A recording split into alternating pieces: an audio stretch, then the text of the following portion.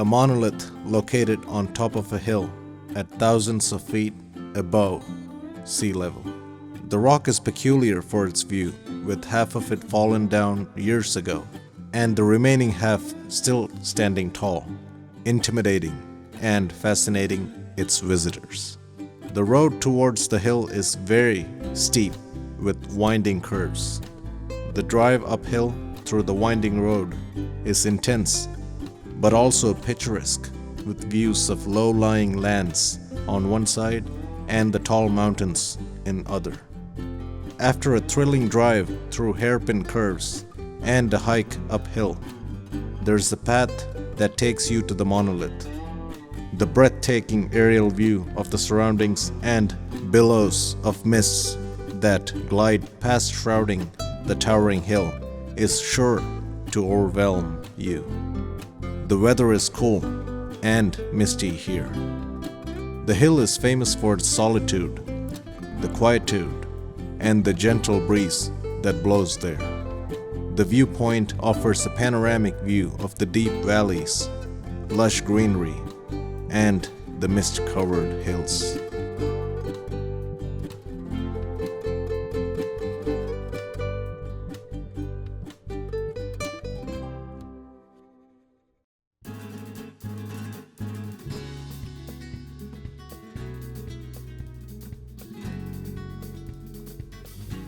This hill is one of the major tourist attractions, and this rock is half the rock as it was originally.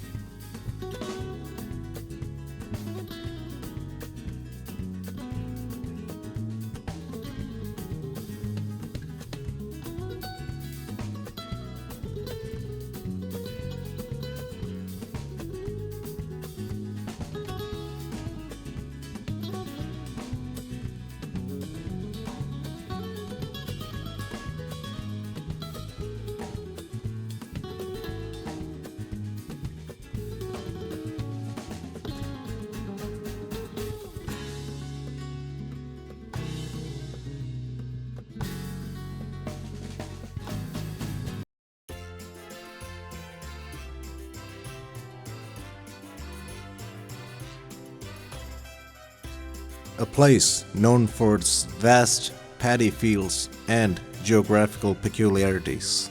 The region has the lowest altitude in India and is one of the few places in the world where farming is carried on around 4 to 10 feet below sea level, using rice paddies largely located on reclaimed land from lake.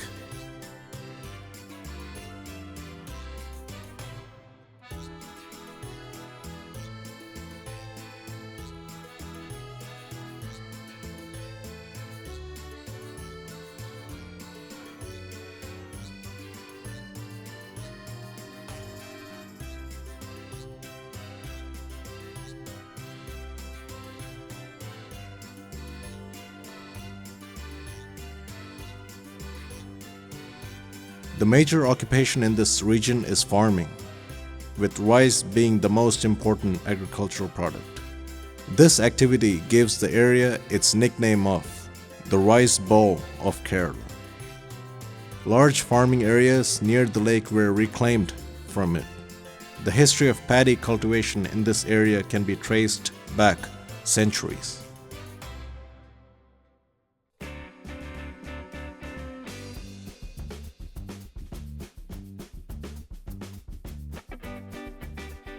It comprises more than 20% of the India's waterways by length, and its waterways, backwaters, canals, and rivers made the coastal belt of Kerala rich with water.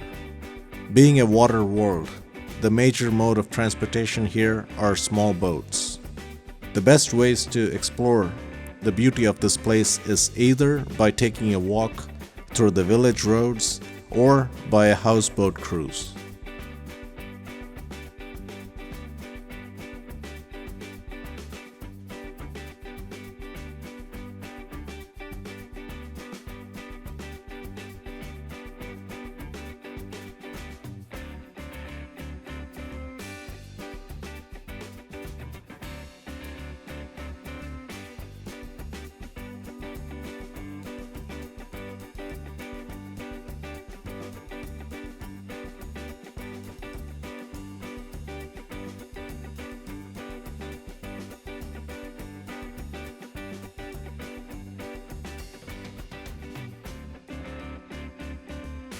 Alright guys, so it's time for a short break, as y'all know.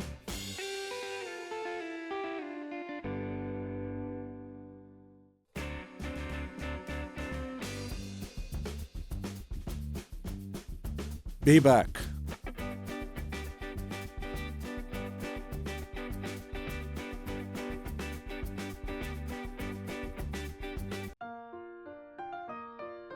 The region is the largest wetland system in India. Every year, boat race is conducted.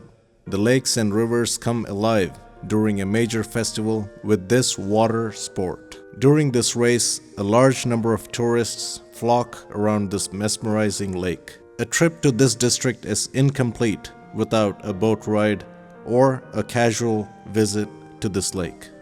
This famous lake, situated in the midst of sheer natural beauty, green arrays of trees, cool and refreshing backwaters, can be better enjoyed with a cruise or a houseboat ride through the lake.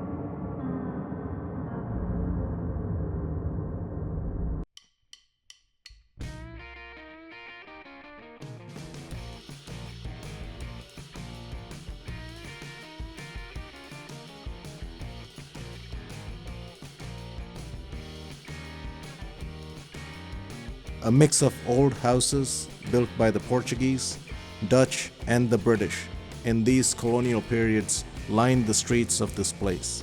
A blend of past and present exists here, as traditional architecture coexists with contemporary cafes and shops.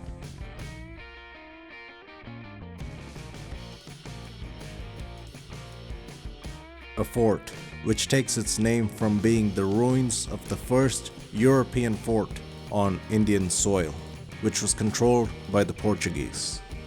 The landmark that causes more public and visitor interest is a series of pre-colonial Chinese fishing nets on the waterfront, believed to have been introduced by the Chinese traders in the early 14th century. A Catholic pilgrimage church, which is one of the largest churches in India. The main chapel is about 19,500 square feet in size. Over the centuries, it has evolved into a magnificent complex, combining heritage architecture with modern additions that attract thousands of devotees and visitors each year.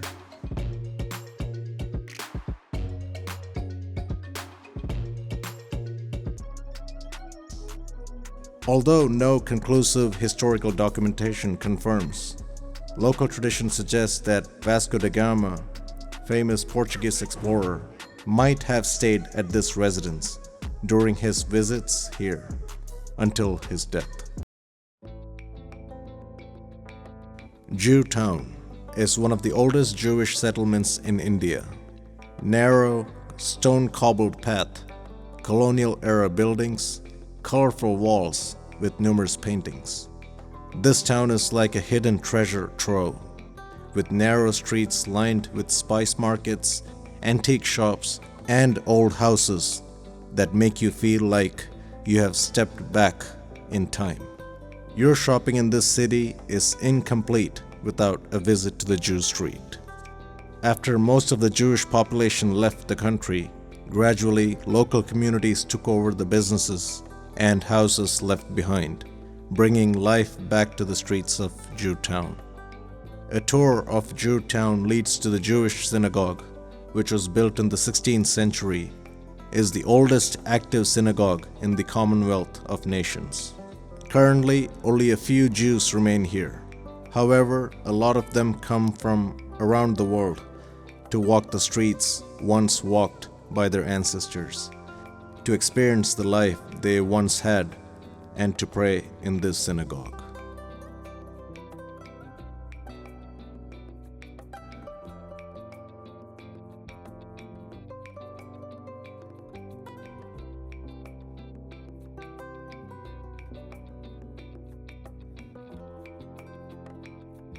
This is a Jewish synagogue which dates back to many centuries.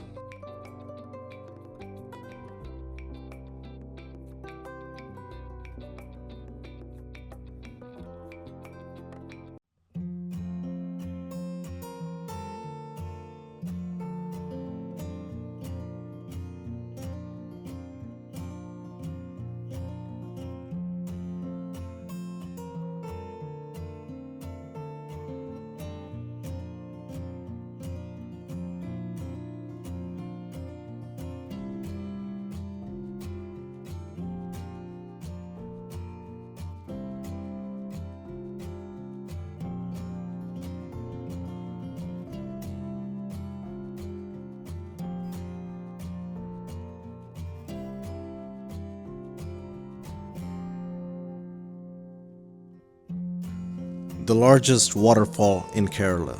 The waterfall creates a thunderous spectacle surrounded by dense tropical greenery. This roaring cascade attracts travelers seeking calmness, adventure, and a deep connection with nature.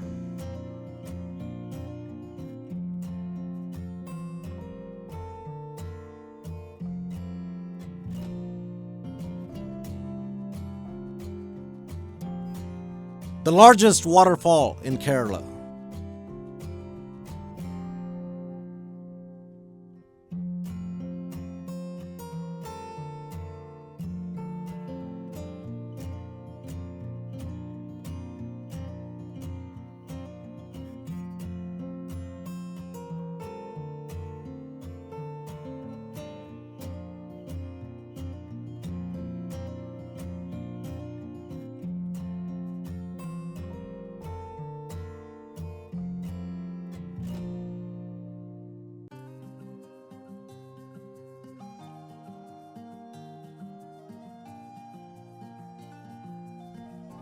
The tallest church in India and the third tallest in Asia, with an area of 25,000 square feet and 261 feet height.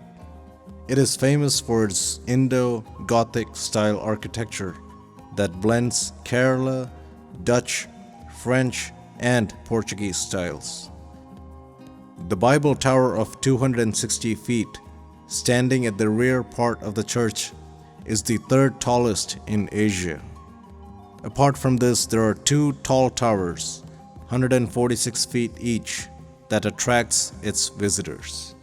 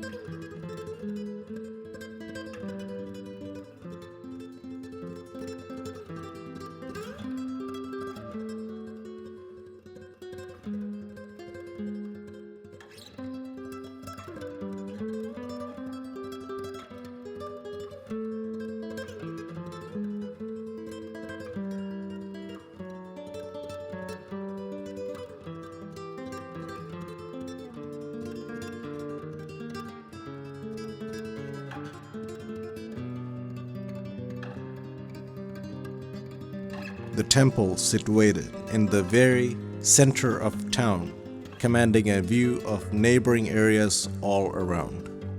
No historian or scholar has been able to ascertain the time when this temple came into existence. The ground encircling the temple is the main venue of the renowned festival. It's a 36-hour-long festival that attracts thousands of enthusiasts from all over the state, as well as visitors from other regions and abroad.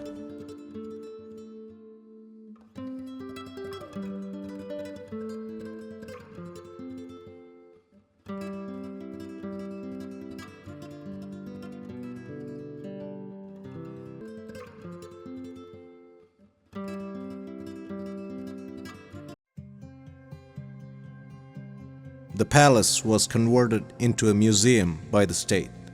The palace is a major attraction, especially for those with a special interest on eminent rulers and dynasties. In its premise, it also has a very ancient serpent grove, which is a place for worshipping the serpents according to Hindu belief, and was once widely practiced in Kerala.